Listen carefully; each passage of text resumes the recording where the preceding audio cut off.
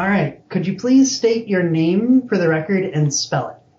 Richard, R-I-C-H-A-R-D, Gray, G-R-A-Y, Laucher, L-A-C-H-E-R. What is your birth date? 30 April 41. How old are you today? 80. When and where were you born? Born in St. Cloud, Minnesota. What is your ethnic background? Swiss, German, Scottish. My grandmother was from one of the Western European countries. Scottish, Irish. I'm American. My mother's a teacher, grade school, and my father is a businessman and an artist, commercial artist. And when did you join the Navy? Well, my mother asked me what I planned to do after I graduated, and I said, I don't know, I think I'll go to college. She said, oh yeah, that's good. She said, how are you going to pay for it? And I said, well, gee, Mom. And she said, no. You'll get the same deal your brother got.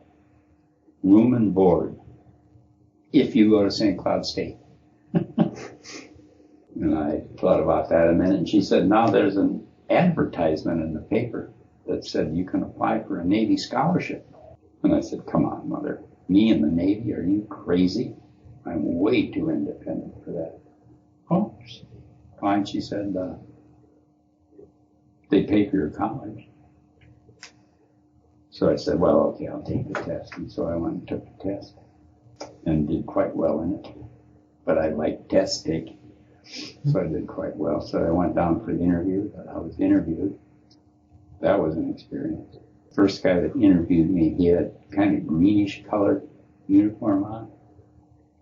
And I came in and sat down in the chair and kind of slouched a little bit. And he asked me that I should sit up. And it turned out he was a Marine. Yeah, they'll do that. And that interview did not go well. He had my high school. First of all, he had the test results.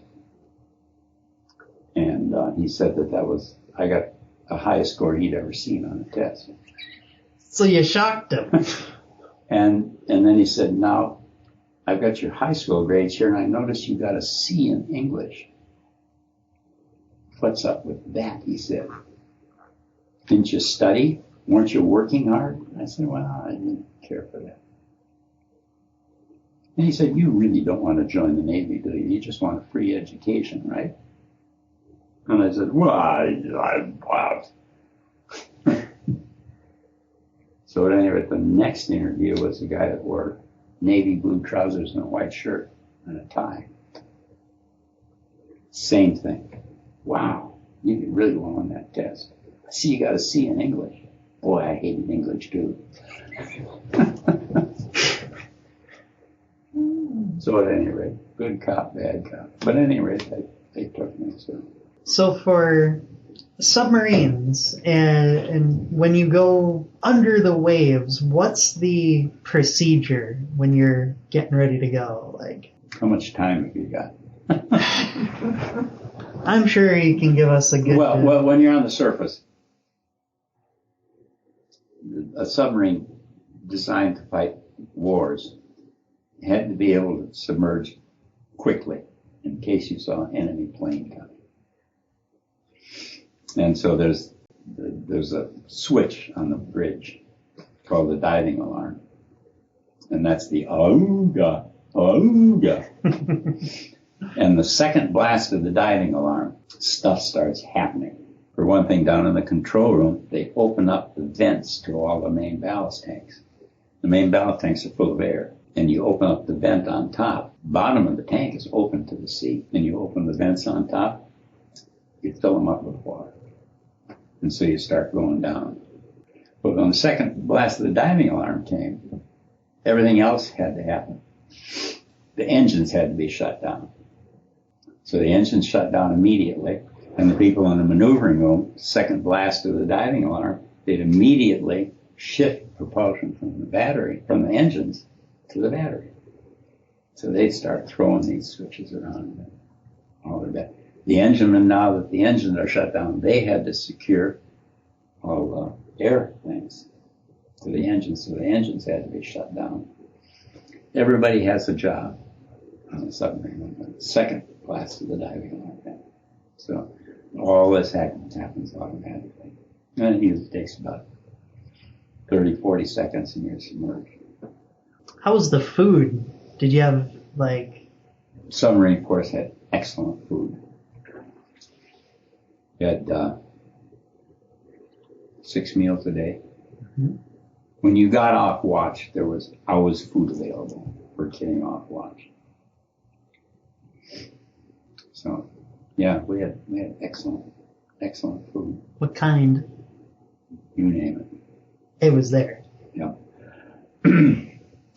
For instance, when you're deployed, we generally like to be on patrol for holidays. And the reason was that you didn't like the crew starting to feel sorry for themselves being away from home on Christmas or Thanksgiving. So you'd rather they were at sea. And we were at sea once for Thanksgiving. And we had turkey with all the fixings. And that was difficult to do because our ovens were pretty small. So we got to get small turkeys. We had enough turkeys for everybody could have turkey and whatever. So we had a good Thanksgiving meal. So yeah. Yeah, we could store 90 days worth of food on board. Wow. And how about water? We made our own water. And how would you do that?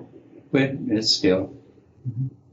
And the water was not for taking showers or anything like that. The water was for pure water, for cooling for the engines, and for cooking.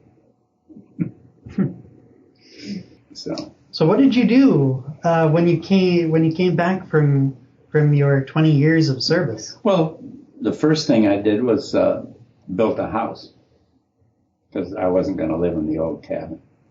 And my mother wasn't going to live in the old cabin either, so we built a house. We designed it and built the whole house and moved in. And they got me to join the VFW, of course. My cousin was the originator of the VFW post in Squaw Lake.